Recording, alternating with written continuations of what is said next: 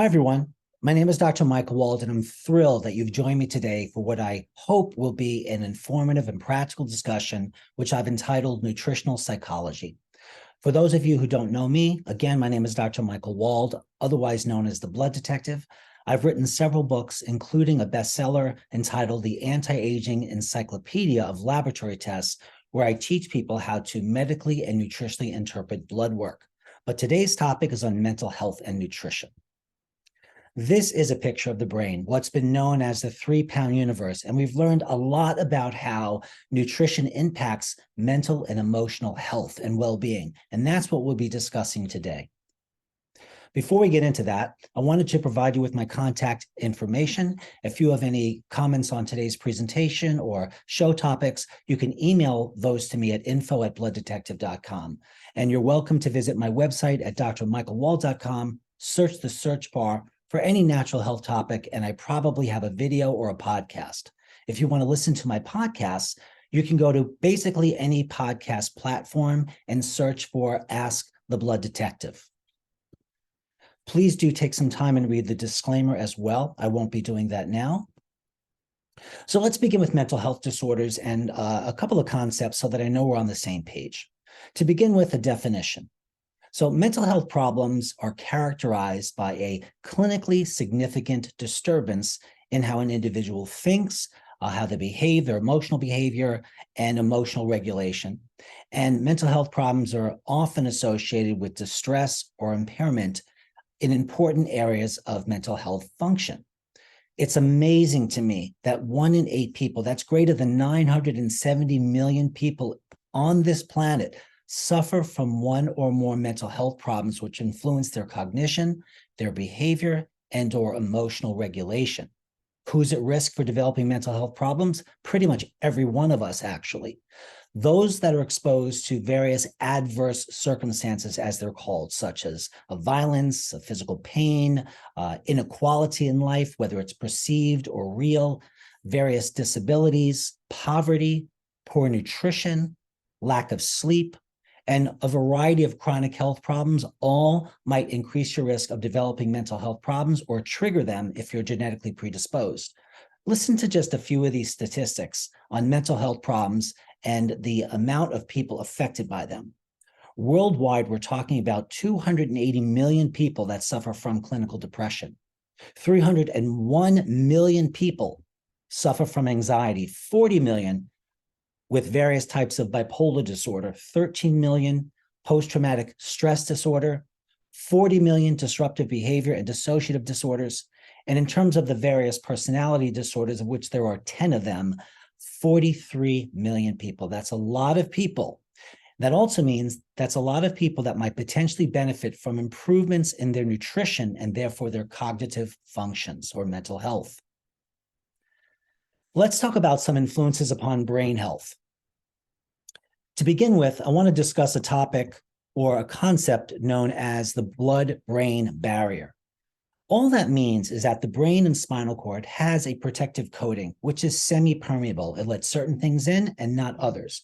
But when it's damaged by inflammation, which can be triggered by any number of causes, which we'll get into a little bit later, a person can develop or have worsening of their mental health problems. Genetics are always in the background. One has to be genetically predisposed to these various mental health issues. But if the lifestyle plus the genetic predispositions are just right, that's when a person can get into trouble. This slide right here, and for those of you who are listening to this on a podcast and want to review the slides, just go to my website at drmichaelwald.com and search for Nutritional Psychology, and you'll get the PowerPoint presentation. So let's talk about what I call mental and elemental nutrition. There are factors that affect one's predisposition to developing mental health problems. One is genetics, but we have a few different genetic influences. So there are certain aspects of genetics that don't change. And then there are what are known as epigenetic factors. Those are genetic factors that can be affected based upon how your life is experienced. So in other words, stress in your life, maybe lack of sleeping, maybe exercise or lack of exercise, nutrition, malnutrition, infections, all of these things can influence what's known as epigenetics. That means the genetics that can be influenced by your lifestyle. So even if you're genetically predisposed to a mental health problem, you still might be a candidate for improvements in your lifestyle affecting the expression of your genetics. The other factor or concept that I'm going to mention throughout this conversation, which is really, really important, is that of inflammation or oxidation. Just think of those terms as the same thing. And I'll just use inflammation as the word now. When the brain is inflamed, all sorts of mental health problems can arise. We know that there virtually is not a mental health problem that you can name that is not associated with some amount of inflammation in the brain. Inflammation is so important for health. There isn't a health condition that you can think of that doesn't have inflammation underneath or somehow affecting it. And then there's this concept, a very important concept known as neuroplasticity. And all that word means is the ability of your brain to repair itself. So that obviously depends on a number of factors, the least of which should be nutrition. So if a person suffers from poor diet or malnutrition, they have deficiencies of various vitamins and minerals, or what we call macronutrition, which is proteins, fats, and carbohydrates. If you don't have enough of these things, you may affect your genetics through epigenetic mechanisms, and you might experience mental health problems. There's also other factors in our lifestyles that might trigger mental health problems, including sleep issues, stress issues, poor eating, exercise, as I mentioned, lack thereof, radiation, and not having enough relaxation or coping skills. Even infections, whether they're fungal, parasitic, or viral, can trigger epigenetic factors, which can trigger emotional, mental, and cognitive problems. Even hormonal imbalances, usually deficiencies, can generate mental health problems. And believe it or not, most of the chronic health diseases you've heard of, like cardiovascular disease and stroke and autoimmune conditions, arthritis, for example, diabetes, all of these inflammatory conditions are associated with a higher incidence of mental health problems like depression and anxiety, just to name a few. So there's this term. It's called nutrigenomics. It just means that nutrition affects the genetic expression, these what are called epigenetic influences. And studies have shown that dietary components do, in fact, influence genetics. There was a very interesting longitudinal study that included more than 100 years of birth, death, and health, and genealogical records of 300 Swedish families in an isolated village. And it showed that an individual's risk for developing diabetes and early death was increased if their parental grandparents grew up in times of food abundance rather than times of food shortage. What I'm saying is that poor nutrition or overconsumptive poor nutrition in your ancestors could lead to mental health problems now. All I'd like you to remember from that is that what you do to your health, particularly if you're going to pass on your genetics, can affect further generations. Just an interesting thought in and of itself, an entire other PowerPoint presentation for sure. Now let's talk about the food-brain connection or food-brain communication. We know that foods contain a variety of healthful compounds that, when in the right balance, can influence epigenetics such that neuroplasticity is working nicely. Do you see how you understand a bunch of those words now? We know that neuroplasticity just means the ability of the brain to repair itself, to keep those neuronal connections or nerve connections happening, and foods influence that. So how do we maximize mental health and our cognition? We have to know a few food facts and how they relate to the brain. First of all, we have to understand and accept, because the evidence is there, that dietary manipulations will, if they are positive, will positively affect cognitive abilities. They'll protect the brain from various damage. It'll help promote how the brain repairs and essentially counteracting a lot of the effects of brain aging or premature brain aging. The brain, you must know, consumes an immense amount of energy relative to the rest of the body, and it gets that energy from foods. If you don't have the right foods, you have lower metabolic energy. If you have lower metabolic energy, you're going to have brain distortions or brain thinking issues or behavioral issues. Now, emerging research indicates that the effects of diet on the brain are integrated with other various lifestyle factors. So if you have a good diet and you exercise and you sleep right and you have good coping skills for, let's say, stress management, your ability to manage your mental health will be improved. And those are just a few of the things to know about. You also need to realize that there are brain networks that are associated with the control of feeding, which are intimately related to your emotions and your brain function. So your foods affect your brain function. And the fact that dietary factors and other lifestyle factors affect mental health should be a wake-up call, such that looking at healthy lifestyle factors and food should be the first line therapy for treating mental health problems. I'm shocked today that mainstream psychologists, for example, and psychotherapists and psychiatrists are not trained in nutrition and therefore are seemingly unaware of some of the facts that I'm producing and discussing today. And for those of you who want to check on some of my facts, all you need to do is go to search engines such as the National Library of Medicine at pubmed.gov and put in whatever you want to search for. Let's say phytonutrients or omega-3 fatty acids and depression, or folic acid and schizophrenia, and you will find not dozens of studies, but hundreds of studies supporting the safe use of nutrition, at the very least, as an adjunct to traditional therapies. I see patients who either want to get off their mental health medications, they're not satisfied with the positive benefits, they're not experiencing positive benefits, maybe they're having too many side effects, and sometimes the combination of nutrition with medications is best. For others, nutrition could be just the thing a person needs. So let's continue with some dietary facts. And these have to do with food and evolution and omega-3 fatty acids. This is fascinating. So to begin with, food has classically been perceived as a means to provide energy for the body, and that is what it does do. And that helps us also to prevent and to mitigate the onset of various chronic degenerative diseases. Now, over thousands of years, diet and other aspects of our daily living, such as exercise, have played a crucial and essential role in shaping our cognitive abilities and our brain's evolution over time.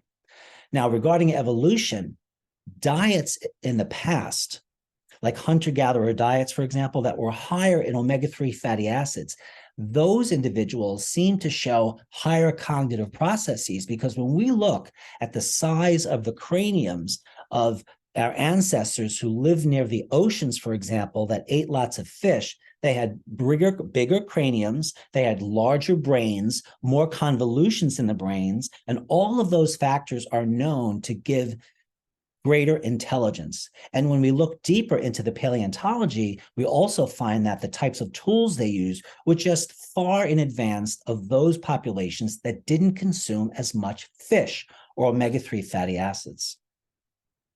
So what you need to know, again, about the traditional or ancestral diet composed to our current diet today, which I call a SAD diet, SAD. The standard American diet, SAD, is SAD. We need to know that food-derived signals, when you eat foods, they cause signals to be released that affect positively neuroplasticity in the brain. The traditional diets, as opposed to our diets today, the traditional diets tended to be much higher in fruits, in vegetables, and unprocessed grains, in seafood, lean meats. They had dairy products that were not laced with antibiotics and growth hormone and testosterones, and they had diets which were much higher in fermented foods, which are also extremely important for the brain. Today, the SAD, or standard American diet, is all the opposite: refined and processed foods, nutritionally deficient in various vitamins and minerals that simply don't meet our evolutionary needs. Let's talk a little bit more about neuroplasticity. And for those of you looking at the PowerPoint presentation, what you'll see here is a neuron. So this beautiful little thing on the right side here that looks kind of like an octopus is a neuron. And it's got these projections that go out, and they go out into these little neuronal connections at the end. And at these various endpoints, that's where neurotransmitters are produced, which are chemicals that allow for thoughts, feelings, emotions, and cognition to take place. So you have one nerve cell here with these dendritic spines, and it meets up with another one, and there's a space in between. That's called a synapse. And this is the presynaptic area. This is the postsynaptic area. And then this presynaptic area produces neurotransmitters like serotonin, which needs to go across this space and go to the next nerve and cause you to feel something or think something. Okay, keep that in mind. Let's go back to neuroplasticity, which again, we said was the ability of the brain to repair itself and to maintain its structure, like the healthy structure of those neurons we just spoke about. And if you put a bunch of neurons together, that makes a neural network. And a properly functioning neural network in a human brain will make something called BDNF. So BDNF is short for brain-derived neurotrophic factor.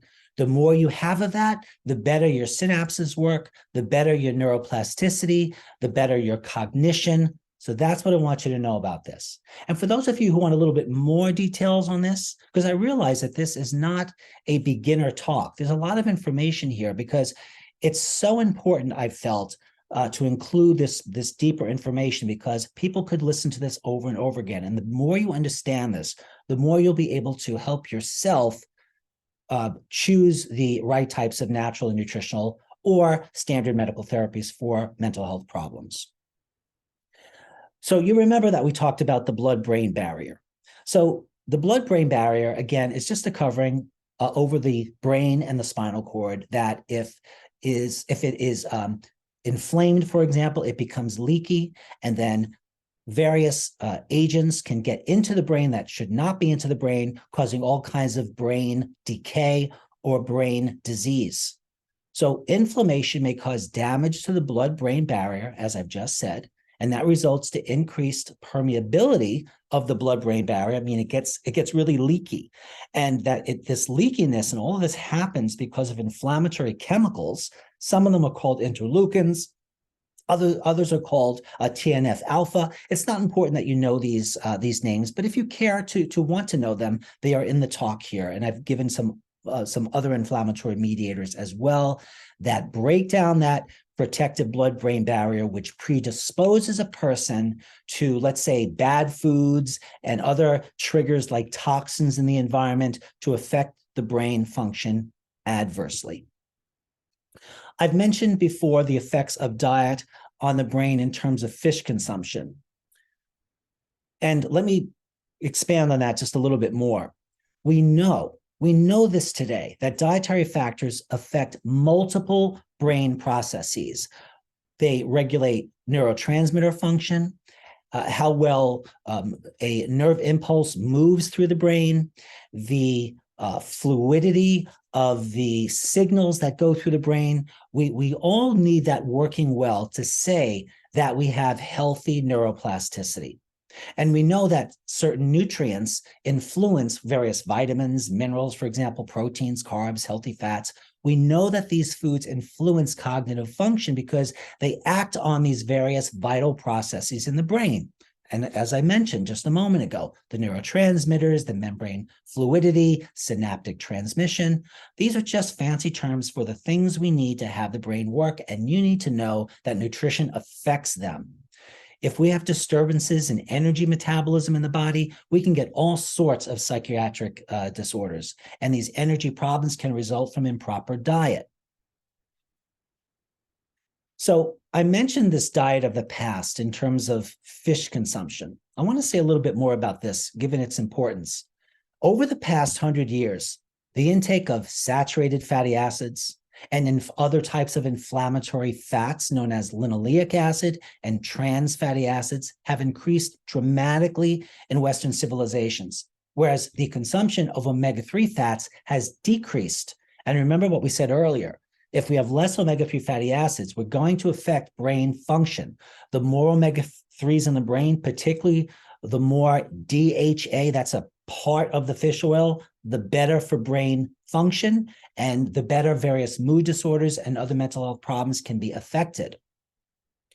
For example, the current diets that we have, high in saturated fat, nutrient depleted, high in trans fats, for example, they help to explain the elevated incidence of major depression in countries such as the United States and Germany. Dietary deficiencies of omega-3 fatty acids in human beings has been associated and is associated with an increased risk of several mental disorders: attention deficit disorder, dyslexia, dementia, bipolar disorder, schizophrenia. Most mental health disorders are associated with low intake of omega-3 fatty acids. We know the same thing about many other chronic diseases, autoimmune diseases from lupus to multiple sclerosis to Sjogren's syndrome to scleroderma, and then other conditions like diabetes and cardiovascular disease. They all benefit potentially by increasing one's consumption of omega-3 fatty acids.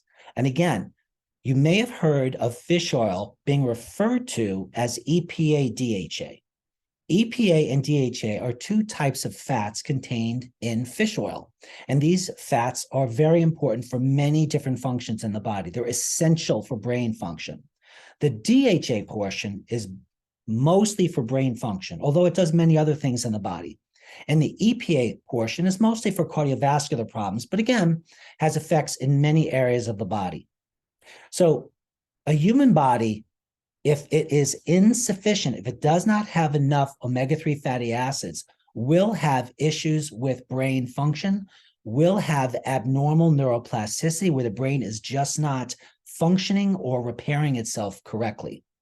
And relative to the DHA fat in fish oil, we know that DHA enhances various cognitive abilities and functions in the brain, which are needed for maximizing not only brain repair, but dealing with various mental health problems.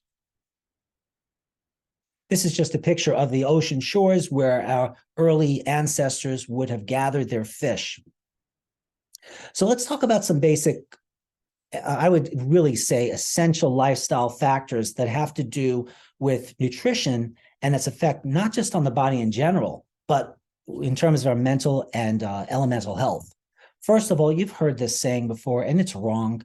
It's the first line here on this panel, which says, "We are not what we eat.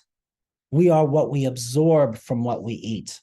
Now, as soon as you hear that, you should be thinking, oh, right, of course, we're not what we eat. We end up being what we absorb from what we eat. And actually, once you absorb something, most nutrients need to be activated. So really, our health depends on what we activate from what we eat, from what we absorbed, from what we eat, okay? There's no single magic food that's going to promote overall mental and emotional health. A variety of healthful foods need to be consumed, and I'll be talking about those in a second. So if you hear that this food or this nutritional supplement is the thing for your mental health, it's probably a lie. There just isn't one thing, but a combination of nutritional factors can make a huge dent in virtually any mental health or emotional problem. You have to understand the brain requires fuel to maintain itself. That fuel comes in the form of glucose, but also something called ketones. Ketones can be derived, for example, from coconut oil. Coconut oil contains medium-chain triglycerides. Medium-chain triglycerides are another type of healthy fat that is very important for promoting positive neuroplasticity. Our brain, if it is too low in blood sugar, will have problems. I mean, almost all of us know if we skip a meal, we might get irritable, we might get cloudy thinking, we're certainly going to become fatigued, we might have difficulty finding words or recalling memories just from low blood sugar. High blood sugar can also promote problems. So we need proper nutrition to manage our blood sugar. We also want to control the size of our meals.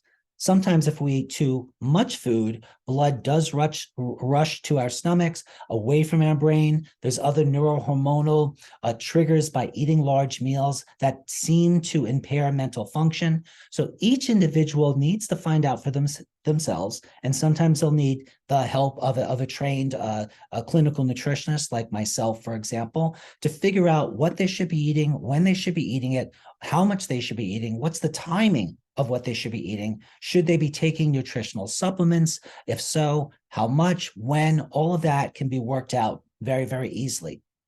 And then one lifestyle factor I want to talk about, which is it's so common, and it can, if managed and acknowledged, can help mental health problems, is skipping breakfast. You do not want to skip breakfast if you have any mental emotional problem. There's a lot of reasons for that. I'll give you just one for now. First of all, when you're sleeping, you're fasting. And when you're fasting, your body's using up its glucose, and then its glucose or sugar reserves in the form of glycogen. And when that's all gone, your body starts to eat up its lean mass. Okay, lean mass is your organs and your muscle mass, which are mostly proteins. So you need proteins for mental health, as we'll be discussing. But I will say that 80% of the neurotransmitters in your brain are from proteins from your diet. So you don't want to reduce your protein reserves in your body by not eating breakfast. More we'll be saying about that in a couple of minutes. So brain decay is just another way of saying brain aging. And brain aging can happen, or premature aging, due to malnutrition. Many people that I see think they have balanced diets, but when I look at their food logs, for example, they don't have balanced diets. For example, some vegetarians and vegans are deficient in protein, which we've just discussed how that could be a catastrophe for precipitating mental health problems. And also vegans and have deficiencies commonly of B12, of folic acid, of iron, and many other things. And then there are various fad diets that generally tend to be deficient in one or more nutritional compounds that people with mental health issues actually need. So the ideal diet for mental health improvement is whatever diet that you need. This is important, that addresses your overall health and nutrition needs, just as a human being, and also specifically nutrition focused on what we know is important for your particular mental and or emotional health problems, if you have any. So let's talk about this disease and mental health connection. And I'll just remind you again, the importance of inflammation, either as a cause of triggering mental health problems or a result of them. And we know that nutrition in the form of macronutrition and micronutrition, again, protein, carbs, fats, vitamins, minerals, phytonutrients, affect inflammation positively. So we need to be using this added nutrition. People are always saying to me, Dr. Wald, what's more important, my diet or taking supplements? Well, how about this for a question or a response? They're both equally important. We need a diet, and our diets are inadequate given the stressors and our environments that we live in this modern age. And we also need nutritional supplementation in the form of supplements, either liquids, powders, capsules, or tablets, based upon your mental health and general health needs. This illustration is meant to show you, for example, that if you were to have a blockage in an artery, you'll see that Y-shaped artery system here and that clot right there. And it will, of course, there's blood cannot make its way past that clot. And if this is a blood vessel in the brain, you're going to have an area of the brain dying off, and that's called a stroke or a transient ischemic attack, or TIA. And if the area of the brain which is harmed has to do with emotions, or has to do with your feeding centers, or has to do with your sense of well-being, or has to do with your sense of mood, or your serotonin production, or your dopamine production, then you're going to have these particular problems. So different regions of the brain do different things. If through vascular problems such as stroke, you impair those neurons and those neurons die off and they can't make their neurotransmitters, you can have various forms of mental health disorders. So that's how a regular health issue like a cardiovascular problem can cause or worsen existing mental health issues. But many other health problems are also associated with mental health problems. So for example, with anxiety, we have a reduced production in the brain of something called GABA, gamma aminobutyric acid, which is made of proteins. We also don't have enough norepinephrine in individuals with anxiety.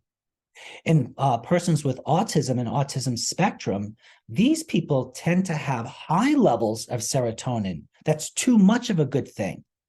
If you've had a brain injury from, let's say, trauma, a car accident, let's say, or lack of blood supply due to a cardiovascular event, like a blood clot, what will happen there is, again, brain injury that, depending on where that injury occurs, will have this or that mental health problem show up. And not just mental health problems. As you know, when people have strokes, they also have motor issues sometimes where they can't move properly. That's because they have motion issues, let's say on their right side, they can't control their arm anymore, let's say, or they can't walk. That's because they've affected their brain on the opposite side. In depression, we know we have abnormalities in what's known as the cholinergic system. And also we have elevated levels in depression of a variety of inflammatory mediators. I've named a few of them here: interleukin-1, interleukin-6. And in seizure disorders, we have a hyper-firing, too much firing of those neurons that usually is accompanied by excessive glutamate and reduced GABA. I could go on, but the point I'm trying to make is that we know a lot about the particular biochemical problems in various mental health issues, and there's lots of nutrition that can target these areas. And there are medications as well that attempt to target these areas. This page here, which is entitled Disease Effects Upon the Brain, continues to show you that cardiovascular problems can result in reduced blood flow to the brain and mental health issues. Parkinson's disease, which is considered a motion condition, that's also associated with more depression and anxiety and even sleep problems. And I mentioned a few times earlier, too, that various autoimmune diseases, the antibodies produced in the body that are anti the body, that's why they call them antibodies, can affect neuronal health, affect neuroplasticity in negative ways. Stress can do that. Sleep issues can do that. Sleep apnea can do that. Various infections, viruses, bacteria, fungi, all of these different types of infections can cause inflammation in the brain, cause brain decay, and all sorts of mental, emotional problems. Let's talk for a moment about fasting. All I really have time to say here about fasting is, if it's done correctly, it can help a variety of mental health problems. If fasting is done wrong, it will worsen many health problems. But let me give you a few more details here that are along the positive side of supervised fasting. Moderate caloric restriction. If you reduce your amount of calories, that tends to protect the brain by reducing inflammatory oxidative damage. So we know that. It also, fasting, tends to elevate that positive neuroplastic agent we mentioned earlier on, known as BDNF, brain-derived neurotrophic factor. That's a good thing.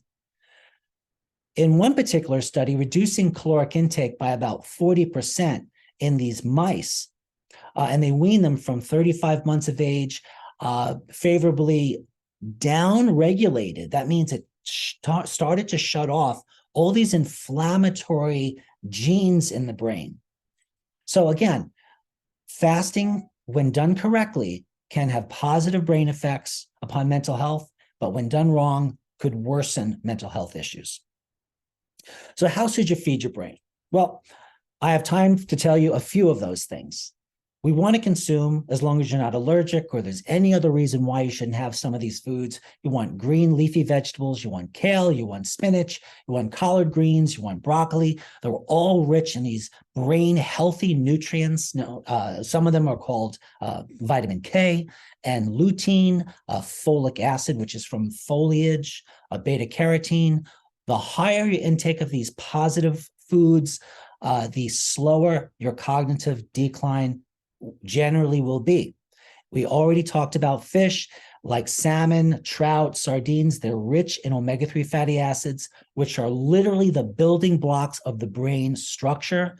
The fish oils also help circulation in the brain. The fish oils reduce inflammation. They increase the brain-derived neurotrophic factors. They enhance neuroplasticity. See, you understand all of those complex words now. At least I hope you do. And berries. Berries of all types contain compounds known as flavonoids, and these give the plants their natural plant pigments, which give them their brilliant, hues, and they're known as phytonutrients, which is a term which means just plant nutrition. And berries have a practically unlimited number of phytonutrients for improving neuroplasticity, reducing inflammation and oxidative stress, not just in the brain, but in the body as a whole. And we know that tea and coffee may do the same thing. There are antioxidants in coffee and also caffeine, which can reduce brain inflammation, particularly when it's associated with depression. However, if you have anxiety or sleep issues, obviously you do not want to be consuming coffee. And then there's nuts, various types of nuts, particularly if they're raw. They're high in omega-3 fatty acids, and that helps with memory. And then there's turmeric or curcumin, which is an active, the turmeric's an active compound in curcumin, and this compound has extremely powerful anti-inflammatory effects, antioxidant effects, and blood flow improving effects, helping the brain and the rest of the body. And finally, there's dark chocolate and cocoa powder in particular.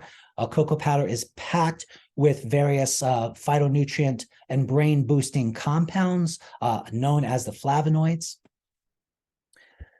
Let's talk a little bit now about specific vitamins and minerals and a little bit more about phytonutrients. Again, that term just means plant nutrition. So on this page here, for those of you who can see the PowerPoint presentation, I have listed some nutrients, some specific nutritional compounds.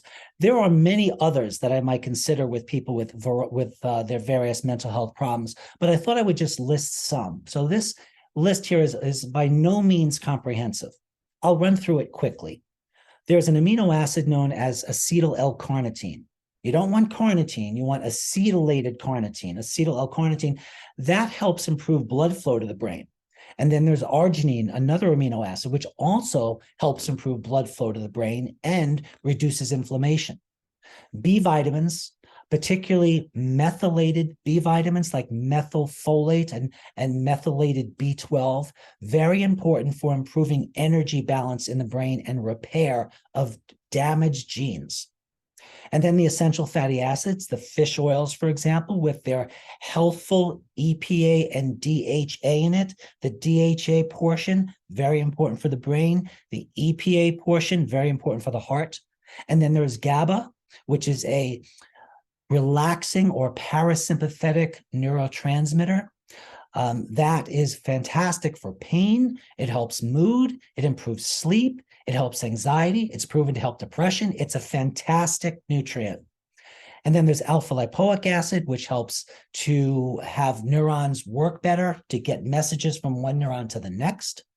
There is the medium chain triglycerides, which I mentioned earlier, were in coconut oil, which are needed for neuroplasticity and many other things, by the way. And melatonin, which for some people helps sleep, but for many people it doesn't, but it still could help their mood. It can reduce their tendency for anxiety. Melatonin is a very potent antioxidant, which makes it an anti-inflammatory, promoting calmness and relaxation. And a very interesting nutrient, which even as recent as just a handful of years ago, no one thought of in terms of brain health, and those are probiotics. Like acidophilus or bifidobacteria. These are types of healthy bacteria that you can purchase or make in fermented foods.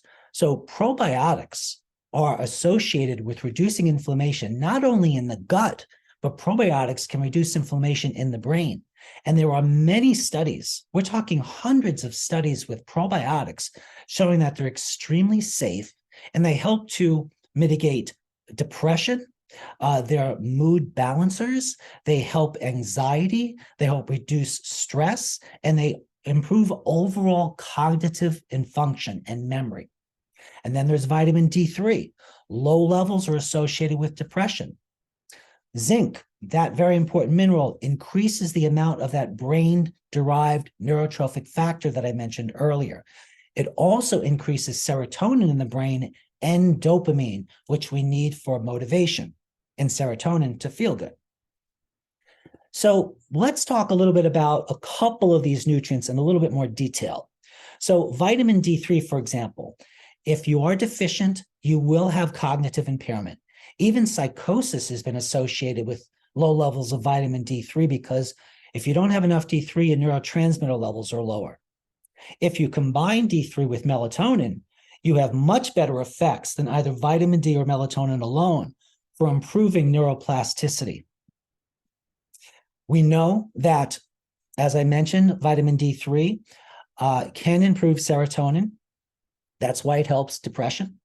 And also, vitamin D3 levels enhance serotonin production that so effectively that it mimics a class of drugs known as monoamine oxidase inhibitors, or MAO drugs, which increase serotonin in the brain. And then vitamin D3 and another amino acid known as tryptophan activates what we call the serotonin synthesizing gene, which is a good thing to do if you have mental health problems. And finally, vitamin D reduces calcium in neurons, which is abnormal, which can cause depression, for example. So lots of benefits with vitamin D. And now let's go to a B vitamin known as folic acid. The kind of folic acid that most people want with mental health issues is methylated folic acid. There are other forms of folic acid that you can purchase that are not methylated. That means your body has to methylate them.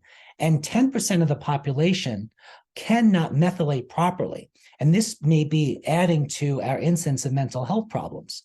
So we know that methylfolate helps those with depression, particularly if these individuals are born with a genetic mutation. There's a genetic mutation, by the way, that's associated with lots of diseases, which can be easily checked at your regular doctor's office from a regular tube of blood. And it's called the MTHFR gene. Specifically, it's called the MTHFR C677T. If there's a mutation in that methylating gene, then the mutation will prevent the person from methylating properly. If you do not methylate properly, you cannot have positive neuroplasticity. That's what you need to know. We've talked about probiotics. I won't say much more about them now, but there is additional information here for you to look at. I want to talk briefly about proteins and amino acids. Earlier, I mentioned that you don't want to skip breakfast, remember? Why do we say that? Because when you're sleeping, you're fasting. When you're fasting, you're burning off your glucose. If you sleep long enough, you'll burn off your glucose. Then your body goes for your proteins, and you need those proteins to make neurotransmitters. 80%, I mentioned earlier, of the neurotransmitters in the brain are made from proteins in your diet. And there's a particular amino acid known as creatine, which benefits overall cognitive function. This amino acid reduces one's ability, or I should say improves one's ability to deal with acute stress. It helps improve results of exercise, such as muscle building, and it reduces inflammation. Other amino acids, again, amino acids are derived from proteins. For example, amino acids, tyrosine. Tyrosine is needed to make thyroid hormone. So if you don't have enough protein to make thyroid hormone, you don't have enough tyrosine, and tyrosine is the T in T3 thyroid hormone, which is the most active thyroid hormone. So hypothyroidism, or low thyroid function, which results from, let's say, protein deficiency, could cause everything from depression to mood disorders. And I'll just mention one other amino acid, tryptophan. Tryptophan is a precursor to serotonin, which is a feel-good neurotransmitter. Let's talk about phytonutrients a little bit more. I mentioned earlier that phyto is just a term that refers to plants. So phytonutrients are plant-derived nutrients. They are very bioactive. That means they work in the body. They influence genetic expression because they influence our epigenetics, right? And these phytonutrients have what are called polyphenols. These are chemicals that are very strong anti-inflammatories. They reduce brain inflammation. These polyphenols are of two types, called flavonoids and non-flavonoids. None of that is particularly important for now. You may have heard of quercetin. That's one of these important flavonoids, which helps to increase GABA in the brain. It helps to increase that positive neuroplastic agent called brain-derived neurotrophic factor. Quercetin helps neurologic transmission. It's been studied to positively affect both anxiety and depression. Our curcumin, which is derived from turmeric, again, another very strong anti-inflammatory element in the brain. And then there's these other phytonutrients called epigenetic and luteolin, which improve circulation to the brain and have been studied in a variety of psychological disorders and behaviors, such as showing that it improves sleep, it reduces anxiety by improving brain circulation. It even lowers blood pressure. And let's talk about zinc for a moment. Zinc is actually the most abundant mineral in the brain itself, and it's involved in almost 200 different enzyme systems. So if you don't have enough zinc, you're going to have brain issues, and you may have a whole bunch of other health problems, the least of which is immune problems. Most people seem to know that zinc is related to immunity. But zinc is required for the uptake of neurotransmitters in the brain, like serotonin. So your brain makes serotonin. You have to have that serotonin taken into the nerve cells, and zinc helps that happen. Zinc also helps protect the brain from brain damage. It improves various behavioral problems and also improves overall cognition. Zinc's been studied in attention deficit disorder, in seizures, anxiety, even in suicidal behavior and autism spectrum. You name the psychological neurologic condition, zinc and these other nutrients have been studied. If you doubt me, which is fine, go to the National Library of Medicine, that's pubmed.gov, and look for yourself. If you search Google, just make sure to click on the scholarly articles, because those are the ones that are the properly performed studies that link back to the National Library of Medicine. We talked about omega-3 fatty acids earlier, how our Paleolithic humanoid ancestors who lived near the shores ate more omega-3s. As a result, they had bigger brains, they had more intelligence, and our current diets are lower in omega-3s. That can't be a good thing. And I'll just briefly mention some non-nutritional approaches to improving mental health, which are various assessments and evaluations. So if you visit a healthcare provider for mental health issues, they will have some sort of a consultation with you, specifically a mental health conversation or consultation, if that is your complaint. They'll talk about your thoughts, your behaviors, your feelings. Sometimes brain scans or brain imaging is done, a variety of laboratory tests, which I'll get to in a minute. There are, of course, medications such as anti-anxiety and antidepressant medications, mood stabilizers that are non-nutritional ways of dealing with mental health problems. There's vagal nerve stimulation, which is also very promising. External brain stimulation, another promising, fairly safe therapy for a variety of mental health problems. There is one of my favorites, training yourself in proper semantics, which is the meaning and proper structure of language, because an improper way of structuring language in your brain leads to improper thoughts. Improving and organizing your thinking improves and organizes your mental health problems. Makes some of them even go away.